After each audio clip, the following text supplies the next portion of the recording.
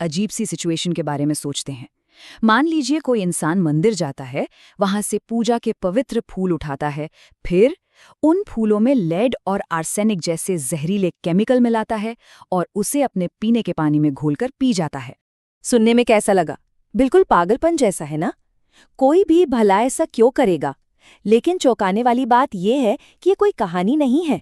ये तो हम सबकी राष्ट्रीय हकीकत है। हम सब मिलकर हर दिन जाने अनजाने में यही तो कर रहे हैं। तो आज हम यही समझने की कोशिश करेंगे, आखिर ये पूरा सिस्टम काम कैसे करता है, कैसे मंदिर के पवित्र माने जाने वाले फूल जहर बनकर हमारी थाली तक पहुंच जाते हैं। देखिए, ये सिर्फ एक एनवायरमेंटल इशू नहीं है, ये हमारे समाज के सबसे बड़े पाखंडों में से एक है। भारत में नदियों को गंदा करने का ये जो ट्रेंड है, ये सिर्फ एक एनवायरमेंटल फेलियर नहीं, ये हमारे कॉमन सेंस की, हमारी सोच की हार है। सोचिए जरा, एक तरफ तो हम गंगा को, यमुना को माँ कहते हैं, उनके आगे हाथ जोड़ते हैं, और दूसरी ही तरफ हमने उन्हें प्रैक्टिकली दुनिया का सबसे बड़ा कूड़ेदान बना दिया है। हम मानते हैं कि पानी हमारे पाप धोता है, पर सवाल ये है कि उस पानी में जो जहर हम डाल रहे हैं, उस पाप का हिसाब कौन देगा? तो चलिए सबसे पहले यही समझते हैं, ये जो चीजें हम बड़ी श्रद्धा से पुण्य का सामान समझकर नदियों में डालते हैं, आखिर उनमें ऐसा है क्या? अच्छा, एक आंकड़ा देखते हैं। भारत में करीब 6.5 लाख मंदिर हैं और इन मंदिरों से हर साल 80 लाख मीट्रिक टन फूल नदियों में बहा दिए जाते हैं। 80 लाख मीट्रिक टन! अब ये कितना होता है, इसका अंदाजा लगाइए। अगर इन सारे फूलों को हम ट्रकों में भरे ना, तो करीब 4 लाख ट्रक भर जाएंगे। मतलब दिल्ली से मुंबई तक बम्पर टू बम्पर सिर्फ फूलों से भरे ट्रक खड़े होंगे। इतना ज्यादा! और यहाँ एक बहुत जरूरी बात है। हमें लगता है कि ये फूल तो प्राकृतिक हैं, है ना? लेकिन असल में ऐसा नहीं है। ये फूल कमर्शियल फार्मिंग से आते हैं, जहाँ कीटनाशकों और पेस्टिसाइड्स का बहुत ज्यादा इस्तेमाल होता है। और इन पेस्टिसाइड्स में क्या होता है? आर्सेनिक, लेड, कैडमियम, सीधे सीधे जहर। तो होता क्या है, जब ये 80 लाख टन फूल नदी में जाते हैं, तो उनके साथ साथ हजारों टन खतरनाक केमिकल्स भी पानी में घुल जाते हैं, और यहीं से एक बहुत ही विनाशकारी साइकिल शुरू होती है। साइंस में इसे यूट्रोफिकेशन कहते हैं। अब ये यूट्रोफिकेशन होता कैसे है? बहुत सिंपल है। फूलों में जो केमिकल होते हैं ना, वो पानी में मौजूद बैक्टीरिया के लिए एक पार्टी की तरह होते हैं। बैक्टीरिया तेजी से बढ़ते हैं और पानी में घुली हुई सारी ऑक्सीजन खींच लेते हैं। अब सोचिए, जब पानी में ऑक्सीजन ही नहीं बचेगा तो क्या होगा? नदी का दम घुटने लगता है, मछलियां और पानी के दूसरे जीव मरने लगते हैं।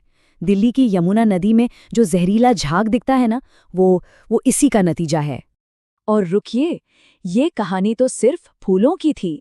हमारे त्योहारों और मूर्ति विसर्जन का स्केल तो एक अलग ही लेवल पर है। सिर्फ मुंबई की बात करें तो हर साल गणेश चतुर्थी पर 1.5 लाख से भी ज्यादा मूर्तियां विसर्जित की जाती हैं। और अगर पूरे देश का आंकड़ा जोड़ लें तो ये गिनती लाखों में चली जाती है। यहाँ भी प्रॉब्लम सिर्फ संख्या की नहीं है, प्रॉब्लम है उस मटेरियल की जिससे ये मूर्तियां बनती हैं।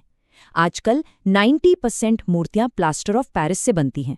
अब ये पानी में आसानी से घुलता नहीं है, बल्कि नदी की सतह पर जाकर कंक्रीट की तरह जम जाता है। और उन मूर्तियों पर जो चमकीले पेंट लगे होते हैं, उनमें मर्क्यूरी, लेड, क्रोमियम जैसे हेवी मेटल्स होते हैं, जो सीधे सीधे कैंसर का कारण बन सकते हैं। और तो और, जो दूध घी चढ़ाया जाता है वो ऑक्सीजन ब्लॉक करता है, और जो सिक्के डाले जाते हैं वो भी हेवी मेटल पोल्यूशन फैलाते हैं। अब देखिए, यहाँ एक बात साफ कर लेनी चाहिए, फूल, मूर्तियां, ये सारी धार्मिक चीजें इस पूरी प्रॉब्लम का सिर्फ एक छोटा सा हिस्सा है। जो असली और सबसे बड़ा विलेन है, वो है हमारा अपना सिविल इंफ्रास्ट्रक्चर। ये चार्ट देखिए, तस्वीर बिल्कुल साफ हो जाएगी। हमारे नदियों में जो 70% से ज्यादा पोल्यूशन है, वो आता है शहरों के कच्चे सीवेज से, मतलब अनट्रीटेड गंदा पानी, जिसे बिना साफ किए सीधे नदियों में छोड़ दिया जाता है। अगर आसान भाषा में कहें तो हम अपने टॉयलेट का पानी सीधे अपने पीने के पानी के सोर्स में मिला रहे हैं। और ऐसा भी नहीं है कि इसे ठीक करने की कोशिशें नहीं हुई, बिल्कुल हुई हैं। 1986 से लेकर अब तक गंगा एक्शन प्लान और नमामि गंगे जैसे प्रोजेक्ट्स पर हमारे आपके टैक्स के 33,000 करोड़ रुपए से ज्यादा खर्च हो चुके हैं। सोचिए, 33,000 करोड़! इतने पैसे में तो 6,600 सरकारी अस्पताल बन सकते थे। तो सवाल उठता है कि ये सारा पैसा गया कहाँ? CAG यानी कंट्रोलर एंड ऑडिटर जनरल की रिपोर्ट पर नजर डालें तो पता चलता है कि बजट का एक बहुत बड़ा हिस्सा या तो गलत जगह खर्च हुआ या फिर ठीक से इस्तेमाल ही नहीं किया गया। एक रिपोर्ट के मुताबिक तो कुछ सालों में खर्च किए गए हर एक रुपए में से सिर्फ 8 पैसे ही सही काम में लगे। तो सिचुएशन ये है, ब्यूरोक्रेसी फेल हो रही है, हमारी कुछ धार्मिक प्रथाएं खतरनाक साबित हो रही हैं और नदियां जहरीली हो चुकी हैं। लेकिन इन सब का खामियाजा कौन भुगत रहा है? इसकी कीमत कौन चुका रहा है? इसका जवाब है हम सब मिलकर इसकी कीमत चुका रहे हैं। और वो कैसे? ये जहर घूम फिरकर हमारी फूड चेन के जरिए वापस हम तक ही पहुंच रहा है। होता ये है कि जब मर्क्यूरी और लेड जैसे केमिकल्स पानी में जाते हैं तो उन्हें पानी के छोटे छोटे पौधे यानी शैवाल सोख लेते हैं। फिर छोटी मछलियां इन पौधों को खाती हैं, बड़ी मछलियां उन छोटी मछलियों को खाती हैं और आखिर में वही जहरीली मछली किसी की खाने की प्लेट में पहुंच जाती है। और अगर किसी को लगता है कि ये खतरा सिर्फ नॉन वेजिटेरियन लोगों के लिए है, तो ऐसा बिल्कुल नहीं है। हमारे खेतों में सिंचाई के लिए वही जहरीला, बिना ट्रीट किया हुआ नदी का पानी इस्तेमाल होता है। एक स्टडी में पाया गया कि दिल्ली और कानपुर के पास उगाए जाने वाली सब्जियां जैसे पालक, धनिया, मेथी, इनमें लेड, मर्क्यूरी जैसे हैवी मेटल्स की मात्रा सेफ लिमिट से 5 गुना तक ज्यादा थी। और इसका असर हमारी सेहत पर साफ साफ दिख रहा है। हर साल करीब 3.77 करोड़ यानी लगभग 4 करोड़ भारतीय पानी से होने वाली बीमारियों का शिकार होते हैं। हर साल 1 लाख से ज्यादा बच्चे डायरिया जैसी बीमारी से मर जाते हैं, जिसे आसानी से रोका जा सकता है। हालात इतने बिगड़ चुके हैं कि हरियाणा और पंजाब के कुछ इलाकों को अब कैंसर गांव कहा जाने लगा है और यहाँ तक कि एक कैंसर ट्रेन भी चलती है जो मरीजों को इलाज के लिए लेकर जाती है। ये सब सुनकर बहुत चिंता होती है ना? लेकिन सवाल ये है कि क्या इसका कोई समाधान है? क्या इस अंधेरे से बाहर निकलने का कोई रास्ता है भी? हाँ, रास्ता है, लेकिन समाधान सिर्फ सख्त कानून बनाने से नहीं मिलेगा, क्योंकि ये प्रॉब्लम हमारी साइकोलॉजी और हमारी धार्मिक कंडीशनिंग से जुड़ी हुई है। असली समाधान तब मिलता है जब लोगों को एक ऐसा विकल्प दिया जाए जो लॉजिकल भी हो और जिसे वो भावनात्मक रूप से अपना भी सके।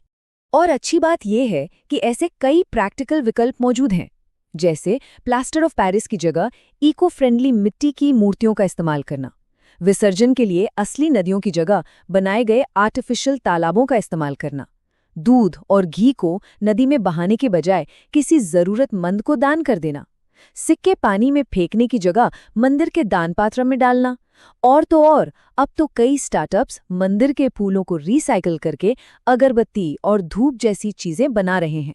इससे हजारों टन कचरा नदियों में जाने से बच रहा है। तो अंत में बात बस एक बुनियादी सच को समझने की है। अगर हमारे धर्म का, हमारी आस्था का, पुण्य का मूल आधार जीवन का सम्मान करना है, तो क्या सबसे सच्ची पूजा ये नहीं होगी कि हम उन नदियों की रक्षा करें जो खुद जीवन देती हैं? बात बहुत सीधी है। माँ और कूड़ेदान, ये 2 शब्द कभी एक साथ नहीं आ सकते। अगली बार जब भी कोई चीज पानी में डालने का ख्याल आए तो बस एक पल रुककर खुद से ये सवाल पूछना बनता है,